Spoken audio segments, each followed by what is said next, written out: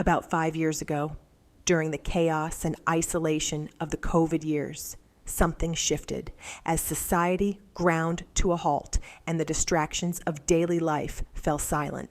An unsettling truth emerged. The same patterns of narcissistic abuse, the intoxicating idealization that pulls people in, the cruel devaluation that erodes their worth, the subtle and overt control that keeps them off balance, weren't isolated incidents. They were signs of a deeper cultural sickness.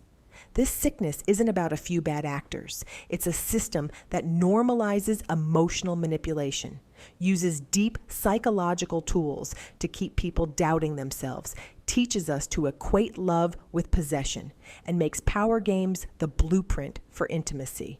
It's a system that rewards power over partnership, domination over dialogue, control over connection, shaping how we love, how we fight, how we stay silent. So why aren't we confronting this head on?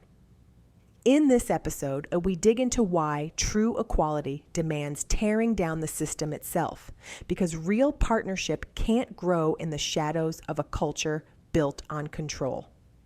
That day, I discovered the shocking connection between narcissistic abuse and patriarchy. And once you see it, everything starts to make sense. Welcome back to the Narcissistic Abuse Recovery Podcast. I'm Lynn, your host.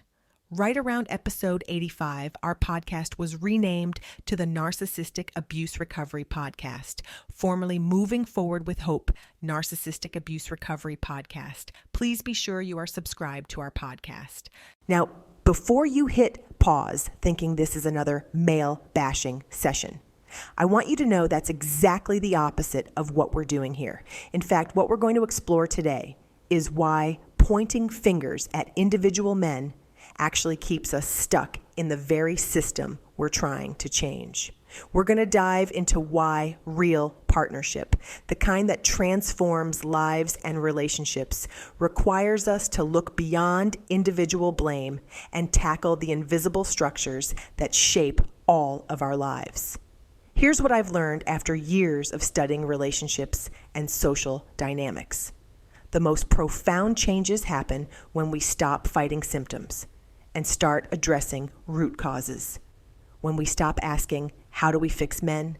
And start asking, how do we create systems that allow everyone to thrive? So whether you're a man, a woman, or anyone seeking deeper understanding of how to create genuine partnership in your life, this episode is for you. We're going to explore why individual solutions fall short of systemic problems, and most importantly, what it actually looks like to build relationships and communities based on authentic partnership. Want to reclaim your time and financial freedom? Financial independence. Retire early, change your future. One simple step at a time. Gives you 23 proven steps.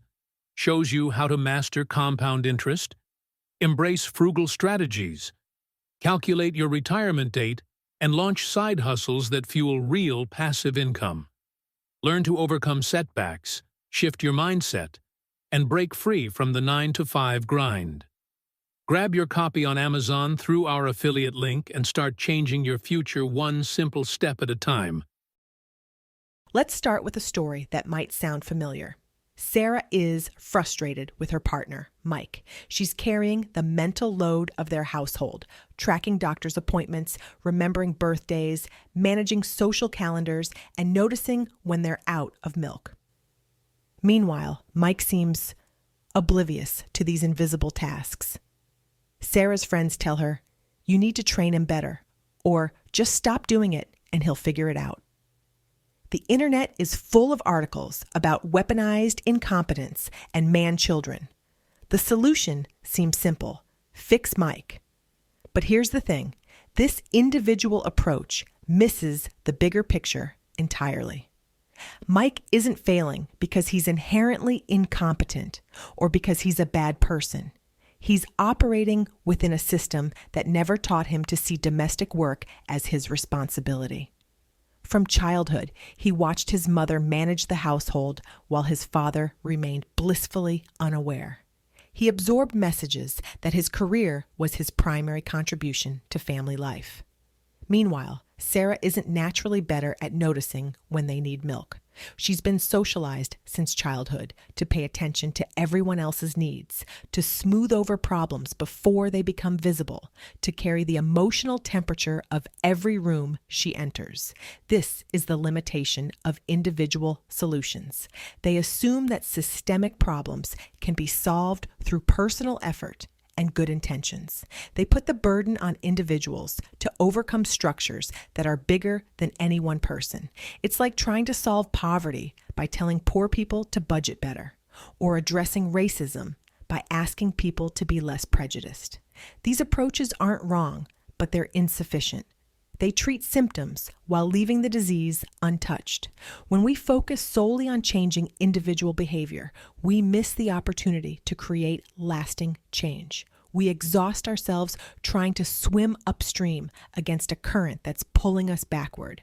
But what if, instead of fighting the current, we changed the direction of the river itself?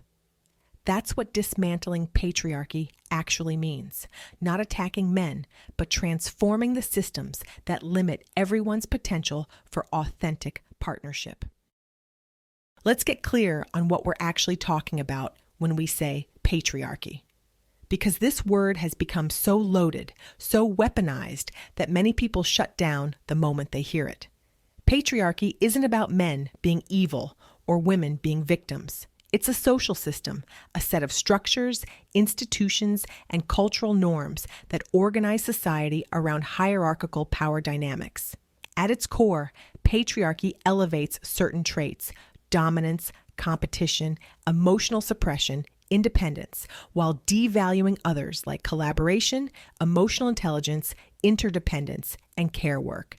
Think of it like the operating system on your computer. It's invisible, but it determines how everything else functions. You don't hate your operating system, but if it's outdated and creating problems, you update it.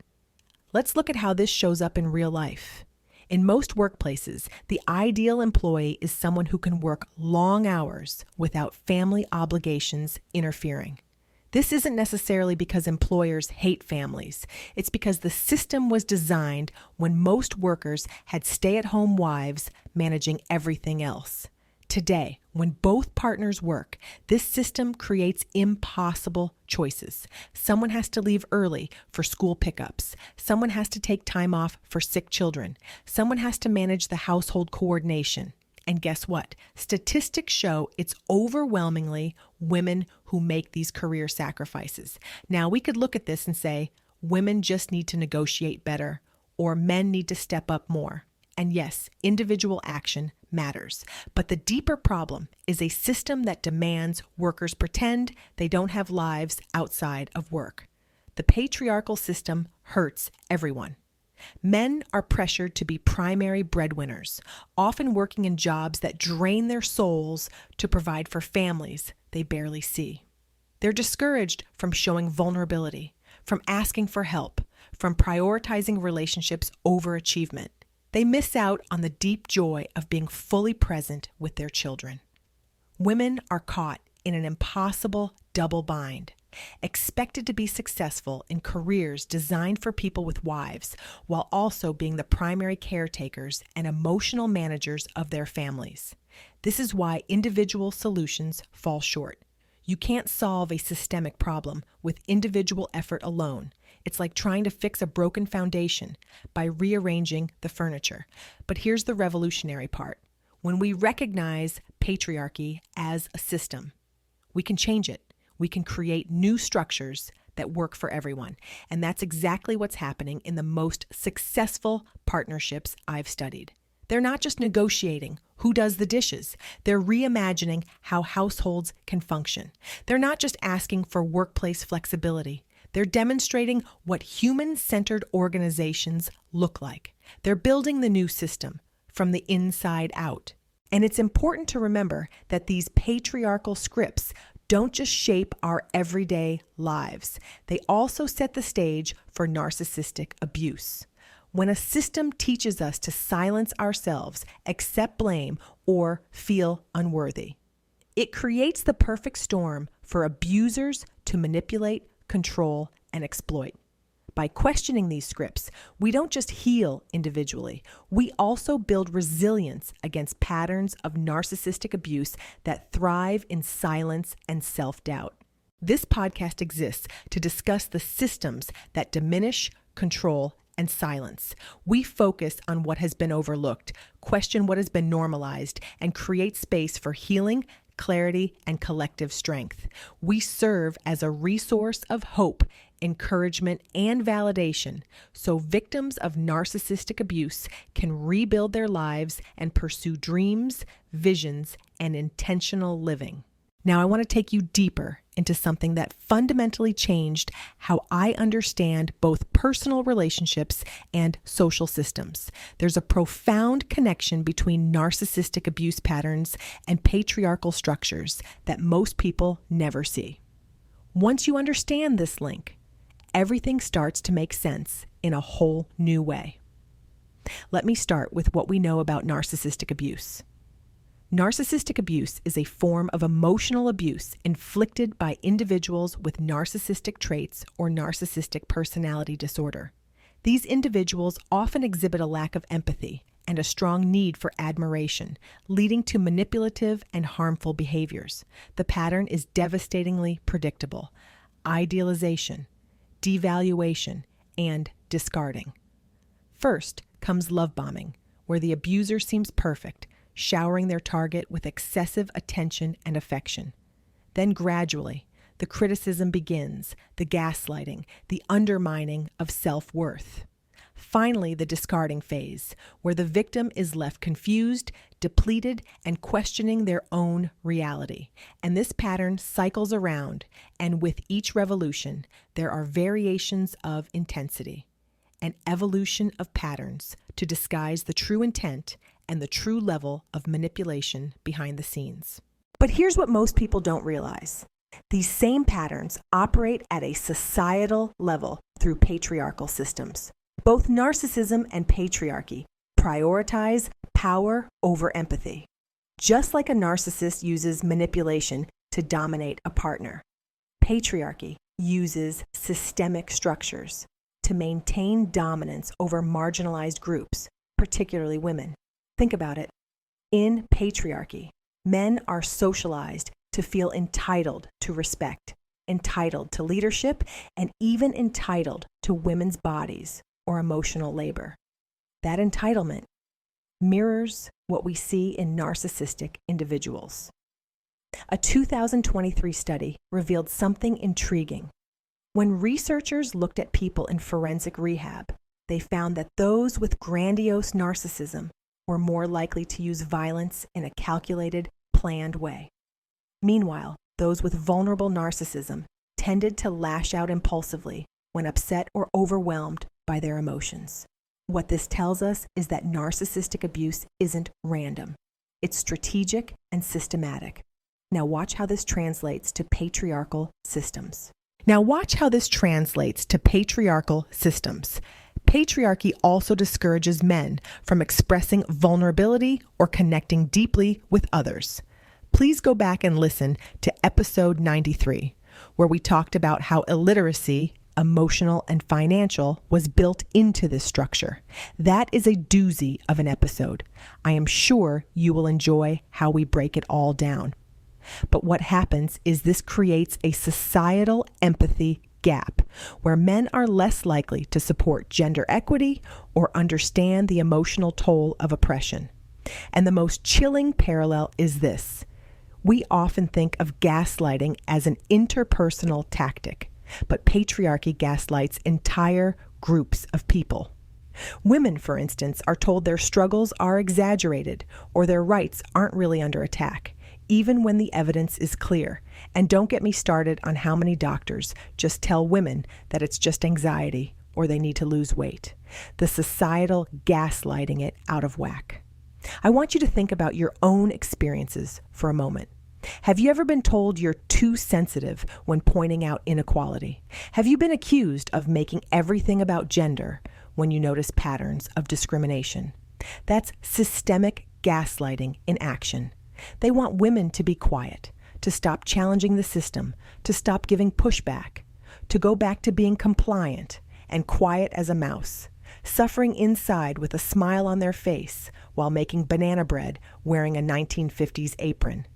Did I just say all that? Narcissists thrive on power and control. Patriarchal systems provide a structure that perfectly aligns with their desire for dominance. By following patriarchal norms and rigid gender roles, narcissists and maybe even some psychopaths reinforce their power and maintain control over women and other groups. Here's what really opened my eyes. The common denominator in all these patterns wasn't just individual behavior, but a lifetime of surviving trauma under systems that condition us to accept harm. Capitalism that teaches worth is tied to productivity and keeps people exhausted and desperate. Colonialism that strips cultures of their roots and imposes hierarchies of value and power. Heteropatriarchy that enforces strict roles, punishes deviation, and normalizes men's dominance over women. Religious trauma that instills fear, shame, and unquestioning obedience, turning faith into a tool for control. All these oppressive systems weave together, trickling down into our relationships, fueling harm, conflict, and abuse. They teach us to mistake control for care, sacrifice for love, silence for safety. And unless we name these forces and see how they shape every interaction, we stay stuck, repeating the same patterns, never understanding why real partnership feels so out of reach. This isn't about demonizing individuals. According to research published in the Proceedings of the National Academy of Sciences, what researchers are discovering is that narcissism levels have been increasing among Western youth and contribute to societal problems such as aggression and violence. But this isn't happening in a vacuum. Narcissists often grow up in societies that reinforce patriarchal values, norms, and gender roles. Do you think this is a coincidence? Misogyny becomes normalized and shapes their belief system, perpetuating the cycle of narcissism, misogyny, and patriarchy. Go listen to episode 84, where we talk about how misogyny is the rite of passage for masculinity. I'm sure you are going to love that episode. Are you enjoying our show? Is this information helpful as we dissect narcissistic abuse from a very wide lens, the 30,000 view? Are you learning new things? Are you as fascinated by this subject as I am? If you are listening on Apple or Spotify, give us a thumbs up review and drop a comment and share how much you are enjoying our podcast. Okay, let's pause for a moment here. I know we've covered a lot of heavy material, and I want to make sure we're all on the same page before we dive deeper. Here's what we've uncovered so far. First, we talked about why trying to fix individual people in relationships doesn't actually work. It's like trying to solve a puzzle when you're missing half the pieces. Then we looked at what patriarchy really is. And it's not about men being evil. It's a system, kind of like invisible rules that govern how our society works. These rules hurt everyone, not just women. And here's the big revelation.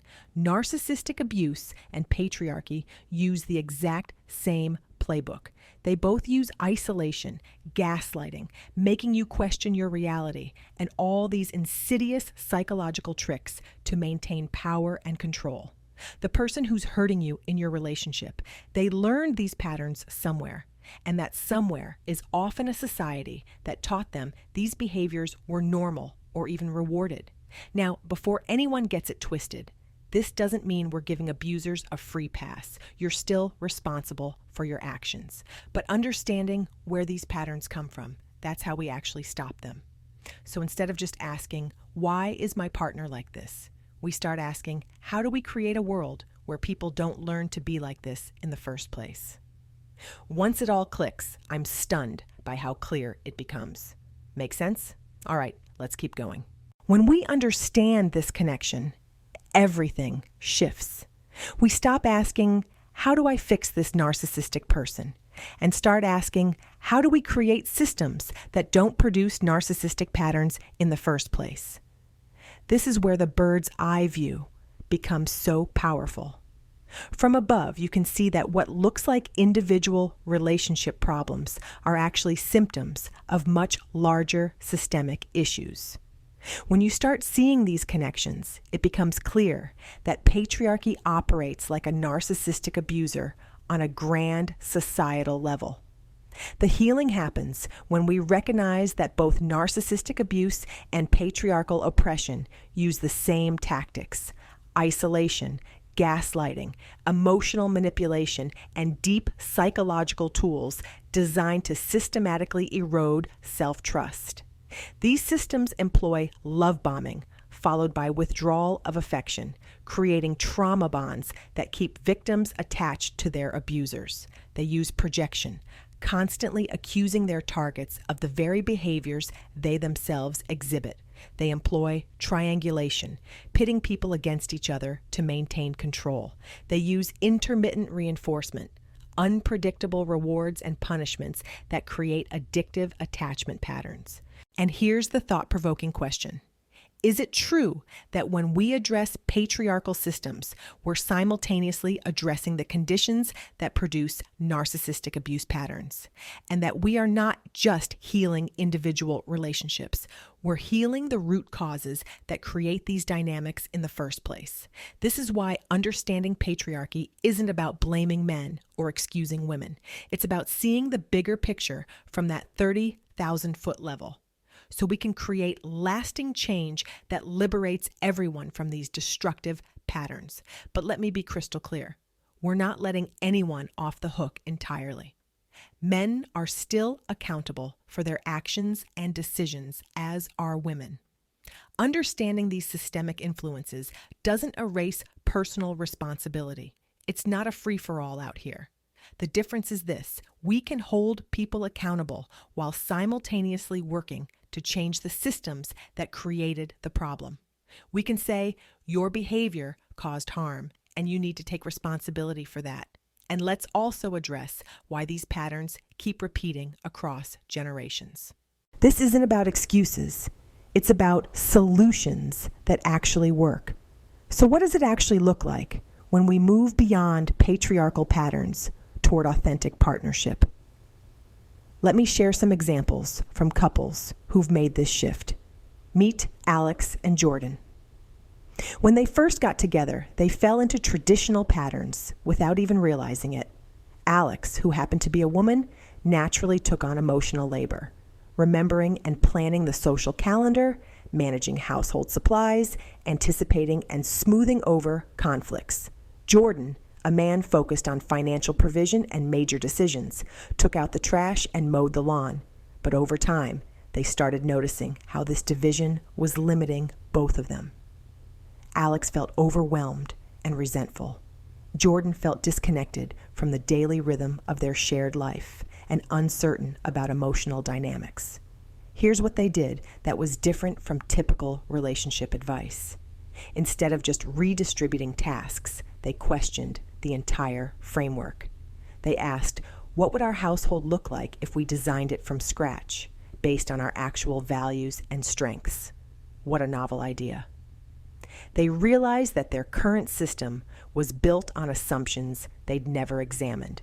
Assumptions like men must lead and women must follow. That emotional labor is a woman's duty. That aggression is strength and vulnerability is weakness. That love is proven by enduring disrespect. That the man of the house has to be the breadwinner. And that control is a sign of commitment rather than a red flag. These unspoken beliefs and inner assumptions that were never questioned before shaped every interaction, turning relationships into quiet battlegrounds where power mattered more than partnership, where indirectly one-upping the other meant more than respect. They saw the imbalance of power in their relationship. They saw the hierarchy. They saw the expected gender roles. They saw how these assumptions had been passed down through generations, disguised as tradition or common sense, and how unquestioned norms kept everyone, men and women alike, trapped in patterns of hurt and confusion. And they saw how those who even began to question those traditions were frowned upon for even discussing. They wanted to dive into history that people told them to never discuss. Because when assumptions remain invisible, they remain unchallenged. And when they remain unchallenged, they keep the system alive. Why should one person hold all the emotional awareness? Why should financial decisions be separate from daily life management? Why should conflict resolution be one person's job? So they redesigned their partnership around individual talent and distributed responsibility. This wasn't about splitting everything 50-50. It was about both people being fully present and engaged with all aspects of their shared life. Jordan started developing his emotional intelligence and awareness of household needs, not because Alex demanded it, but because he recognized how much richer his life became when he was fully present. Alex started engaging more actively in the finances and major decisions, not because Jordan pushed her to, but because she realized how much personal power she gained by being fully informed and involved. But here's the crucial part. They didn't just change their personal dynamics. They started questioning patriarchal assumptions everywhere. At their work, they advocated for policies that supported whole human beings, not just economic units. In their social circles, they modeled different ways of being in a relationship. It looked like interrupting jokes that mocked emotions, refusing to celebrate men for basic acts of care while expecting women to sacrifice endlessly, and challenging friends when they praised control or jealousy as proof of love. At the office, it looked like speaking up when women were talked over or ideas stolen, pushing for parental leave policies, and redefining leadership to value empathy and collaboration over aggression. And some of these seem so far away from the current trends in the USA right now. In relationships, it meant practicing honest conversations instead of power plays, creating space for partners to show fear or doubt without judgment, and prioritizing mutual respect over silent resentment. It meant living every day as if equality wasn't just an idea, but a series of choices that moment by moment could build a different world. Since episode 69, where we explored the Great Divorce and the widening gap between men and women in relationships, we've been digging deeper, unpacking social conditioning, calling out collective blind spots, and confronting the ways patriarchy shows up in our everyday lives. That episode marked a shift for this podcast. From there, we've been unraveling patriarchy from every angle, and yes, sometimes sideways too. We've also been connecting these patterns to narcissism and emotional abuse in ways that aren't often talked about. And also, episode 88. Listen to this episode as well. We unpack what would happen if men respected women, and we take a look at it from various sources. First, we break down this concept of respect toward women, which is worth your time and energy to hear this perspective. But then we take it further and paint the picture to what it would look like if men respected women in relationships, in the workplace, in partnerships, or marriage. And then we talk about what it would like between the sheets. When we talk about narcissistic abuse, and then we unfold the patriarchy, there is really no stone unturned. The patriarchy affects us all in every area of life, as you can see from this episode. If you are curious and want to learn more, dive into this episode today and absorb the info. If you haven't heard that one yet, make a note to listen after this episode. It lays a foundational path for everything we've uncovered since. It sets the tone for everything we've been unpacking and bringing to light since. And then also, head on over to episode 86 and 87, where we break down the pick-me culture. Some of you may know this or may not, but I grew up in this pick-me culture deeply embedded in the evangelical church. And we discuss how the pick-me culture is toxic, toward women, and so much more. Listen to those today. And of course, if you are benefiting from the material, our content, head to our tip jar, link in the description, and toss a positive review our way. It greatly helps our podcast, and we appreciate it. Thank you to so many who have left us a positive review. But what happened with Alex and Jordan? They became part of creating new cultural norms. This is what dismantling patriarchy actually looks like in practice. It's not about women becoming more like traditional men, or men becoming more like traditional women. It's about everyone becoming more fully human. The real problem isn't that men doubt their own humanity. It's that the system teaches them to see their experience as the default for what it means to be human, while viewing women as other or lesser or secondary. The system taught them to see themselves as the default for humanity, while seeing women as a category apart, objects of service, objects of pleasure, or sources of comfort, caretakers, household managers, baby makers, or obstacles to control. Dismantling patriarchy in practice isn't about women toughening up to fit a male mold, or men softening to adopt stereotypical femininity. It's about recognizing that everyone's full humanity has been distorted by design, and that men's failure to see women as equally human has kept both trapped in rigid roles. It means men learning to see women not as extensions of their needs or tests of their power, but as whole people with agency, complexity, and an equal claim to dignity and respect.